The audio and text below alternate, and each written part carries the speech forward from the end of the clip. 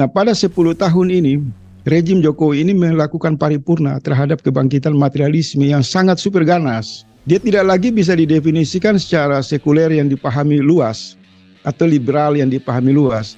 Tetapi di balik topeng demokrasi ini ada persenyawan dan persekutuan jahat yang dilakukan dalam transformasi rezim Widodo, yaitu Jokowi, di mana tampak sangat jelas bahwa Islam menjadi diposisikan sebagai kekuatan yang harus dilucuti dari semua aspek.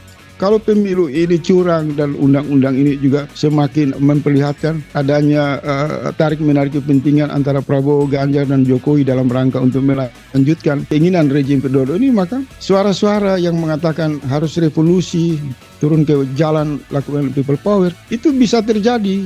Justru kampanye di lembaga pendidikan dan sekolah-sekolah itu berbahaya. Justru tidak bagus, karena itu kan orang fokus diskusi pendidikan, ya kan? Orang tua membayar biaya mahal anaknya, konsentrasi, fokus pendidikan. Kemudian karena mungkin istana atau supporting rejim Widodo ini melihat kampus-kampus sudah dikuasai, rektornya sudah dikuasai, dosennya dikuasai, jaringan-jaringan mahasiswa berbayarnya sudah dikuasai, maka kemudian mereka mengevaluasi saatnya memasuki kampus untuk mendulang suara bagi kepentingan mitra kekuasaan istana. Nah, itu juga harus diwaspadai, karena selama ini kalau kampus kritis kan selalu pemilu membatasi, tidak boleh. Tapi ketika kampus tidur, rektornya sudah kenyang, dosennya sudah bisa jinak terhadap kekuasaan, mahasiswanya sudah hedonisme, maka dia menjadi lapak untuk mendulang politik transaksional. Jadi harus dilihat berbahaya, jangan oposisi melihat kampus mendapat ruang kampanye itu juga bagus, menurut saya juga ancaman.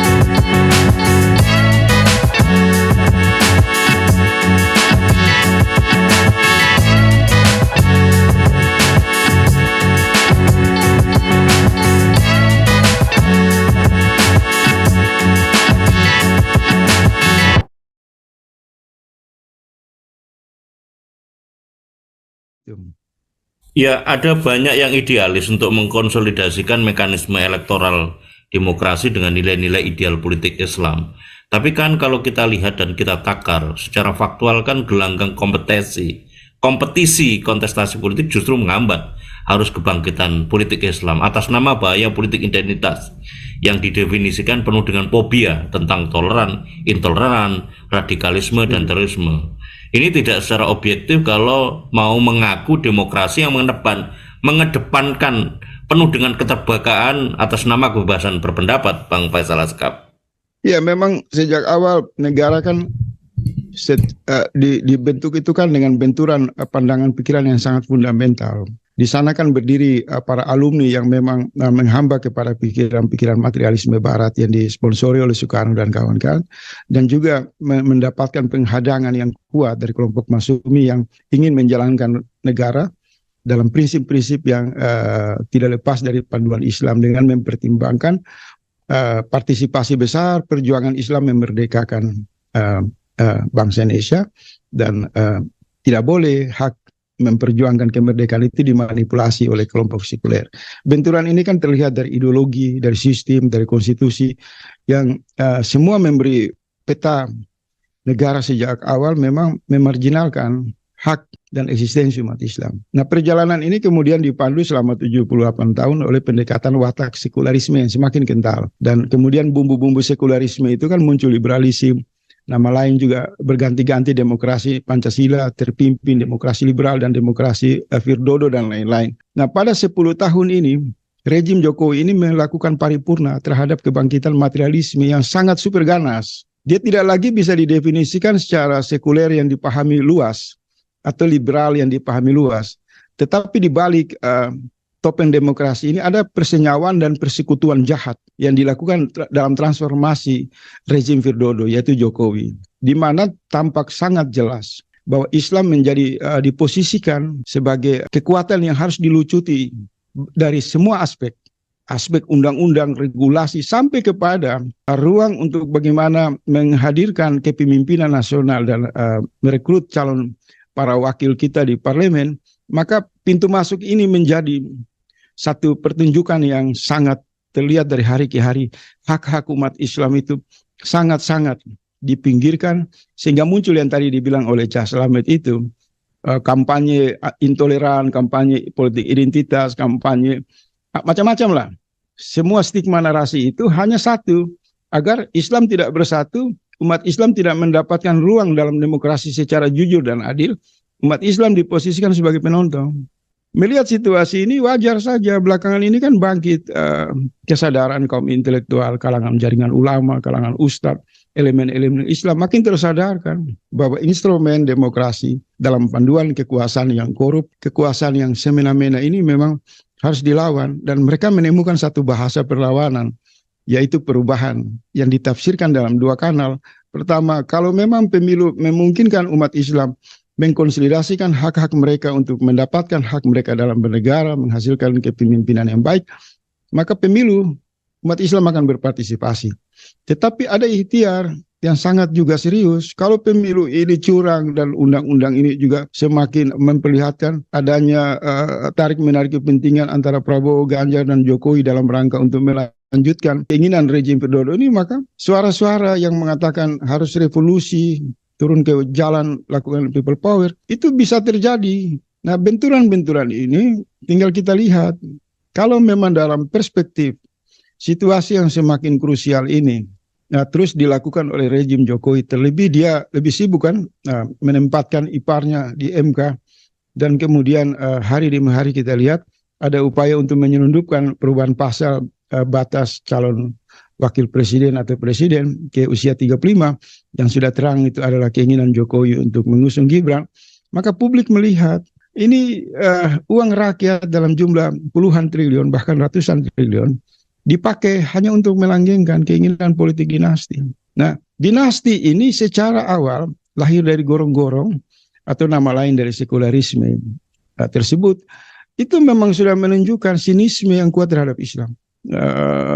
Dan mereka mendapatkan mitra yang disebut Adi Armando itu, kelompok 10%. Jika kelompok 10% bersatu setia kepada dinasti ini, maka kelompok 90% umat Islam itu dengan segala cara mereka akan tindas, mereka akan singkirkan atas nama apa saja, regulasi, undang-undang, kebijakan, segala macam. Nah, saya tertarik dengan pusat kajian dan analisa data bahwa rekonstruksi untuk menghentikan ini semua harus diperlukan gerakan pencerahan yang terpusat, tidak terjebak pada dinamika elektoral. Tapi bagaimana kekuatan Islam bangkit secara mandiri, mengusung konsep khilafah, konsep syariat Islam sebagai jalan terang yang memandu kita untuk menghindari kehabisan energi untuk berhadapan-hadapan dengan kekuatan materialisme yang ugal-ugalan. Nah, kanal ini kan makin terbuka di hampir semua ruang, di hampir semua diskusi-diskusi. Khilafah yang tadinya distigmakan seolah-olah anti demokrasi, sebenarnya justru khilafah itu membuat banyak orang lebih hidup tenang. Banyak orang tidak terjebak dalam demokrasi akal-akalan, demokrasi tipu-tipu. Maka harus berani kita mengatakan ikhtiar terhadap koreksi yang paling serius terhadap konsolidasi demokrasi hasil Firdodo ini hanya satu, yaitu pandangan kita tentang gerakan khilafah. Tidak ada lain lagi. Sekarang saya mau tanya gerakan apa? Ketika kita tidak suka dengan demokrasi karena dia menindas, karena dia menipu, apa konsep apa yang tidak ada? Ya, komunis berbahaya, sosialis hancur-hancuran. Maka di peta dunia dalam perbincangan yang terus up to date, terminologi khilafah dan sistem khilafah itu sesuatu yang menjadi relevan. Dan terbukti kan ketika di ruang besar nasional orang bicara tentang demokrasi, di praktek syariat Islam yang berlaku di Aceh, itu kan konsep khilafah. Konsep khilafah dengan sedikit memberi ruang kompromi terhadap demokrasi. Tapi di sana jauh lebih matang, lebih tenang, tidak ugal-ugalan. Nah itu sebagai penegasan bahwa tidak bisa menghindar. Pandangan-pandangan berbasis syariat Islam harus terus digelorakan. Nah tadi kita kembali ke pertanyaan awal. Karena memang Islam dipandu oleh pendekatan syariat Islam, umat Islam dipandu oleh syariat Islam, maka tidak bisa menghindari pusat-pusat konsolidasi umat Islam itu adalah ruang yang disebut masjid, musala, majelis talim, dan lain-lain. Nah, kelompok pencuri uang negara, kelompok pengusung watak Firdodo, kelompok maling berjamaah, tikus-tikus berdasi, memang tidak akan memberi ruang umat Islam menggunakan fasilitas rumah ibadah untuk membangkitkan persatuan Islam. Maka terjadi diskriminasi.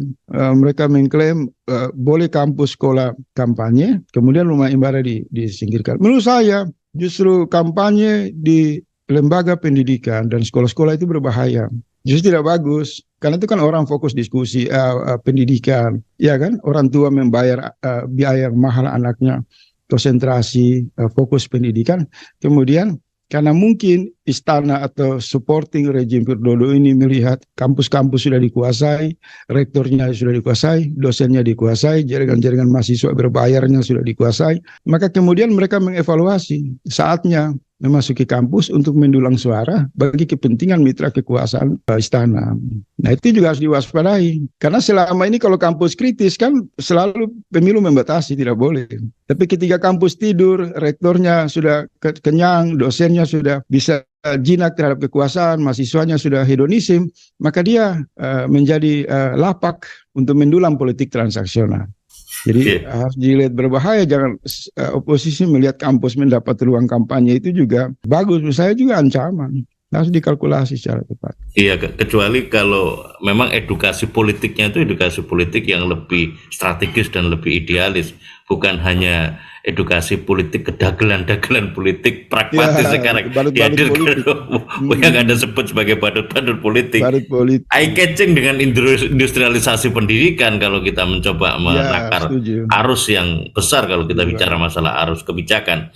Nah, yang terakhir Bang Faisal Asgaf, barangkali mungkin bisa diberikan pencerahan ya mengenai seberapa jauh sih masa depan perubahan mendasar dan komprehensif yang bertumpu pada mekanisme elektoral dalam koridor demokrasi dengan cairnya berbagai komunikasi politik di antara koalisi parpol di bawah dominasi arogansi politik dinasti Presiden Jokowi. Yang menyeruak kemerumukan yang menarik menurut saya adalah ketika ada wacana diusungnya Anies Ganjar atau Ganjar Anies di tengah saluran yang Anda tadi sebutkan. Kalau tidak bisa ditumpukan kepada mekanisme elektoral, berarti ada non-elektoral dalam bentuk revolusi. Dan saya sendiri secara pribadi menawarkan sebetulnya mekanisme itu tidak bisa dipisahkan dengan yang senyatanya, bukan hanya kajian tentang yang senyatanya, tapi yang seharusnya. Yang seharusnya Rasulullah SAW memberikan diskursus perubahan itu melalui dakwah Islam, listinaful hayatul Islam, melanjutkan kembali nilai-nilai Islam sebagaimana masa kejayaan masa lampau. Bang Asgaf, silakan diberikan perspektif.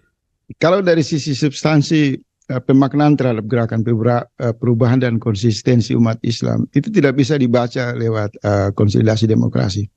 Tidak bisa dilihat dengan sistem apapun, karena Islam itu punya satu panduan yang mengikat secara individu dan kolektif dalam tradisi yang terus-menerus dipertahankan. Misal, semakin bangkit umat Islam melakukan ibadah, sholat, ini sebenarnya satu konsolidasi yang konstan, yang terus-menerus istiqamah, yang tidak peduli dengan ruang demokrasi.